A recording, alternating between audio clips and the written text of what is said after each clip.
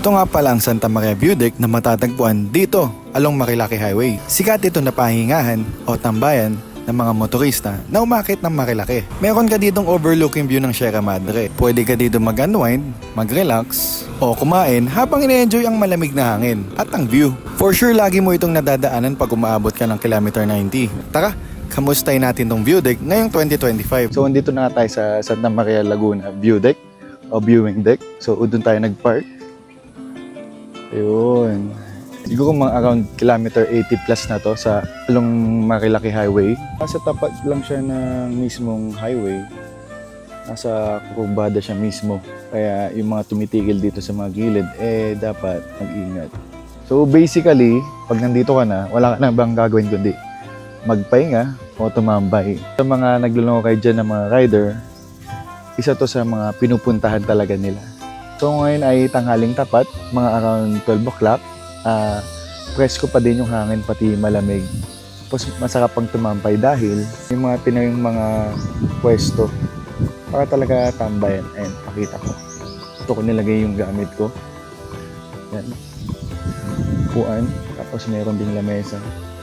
So meron din dito mga tinayong mga tables and chairs na semento para pwedeng pag-picnican. So dito naman tayo sa viewing deck. Kung mapapansin nyo, yung ibang parte may mga dumi na. Ayun o. Siguro kailangan lang may nagme-maintain dito sa lugar para mapanatili yung ganda.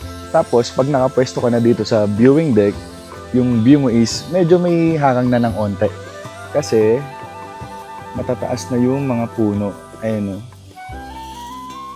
So kahit naman may harang, kita mo pa din yung kabaan ng Sierra Madre, pati yung paligid. Kasi may mga part na butas. Ayun, tulad nito. Ayun o. Kita mo dito. Tapos dun, kita mo din. Pero dito sa bandang ginda, ay hindi na masyado. Kasi natatakpan na ng mga puno. So ngayon pala ay Thursday ng tanghali. Kaya lang masyadong tao. Sana ma-maintain yung ganda nito. Yung pintura sa bawat letra. Para talagang maging tourist spot o landmark. Ayun, tignan nyo dito. May nag-vandal pa. So dapat siguro may nagbabantay din dito or kahit naninita lang man lang para maiwasan yung mga ganito.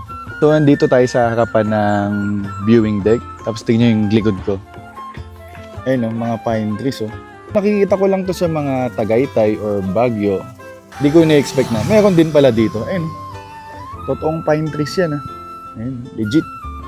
Yung mga ibang rider, pag nakikita tong lugar, dito na nagpa-park. So medyo delikado yan. So may sarili naman siyang parking. Dun banda, dun papasok.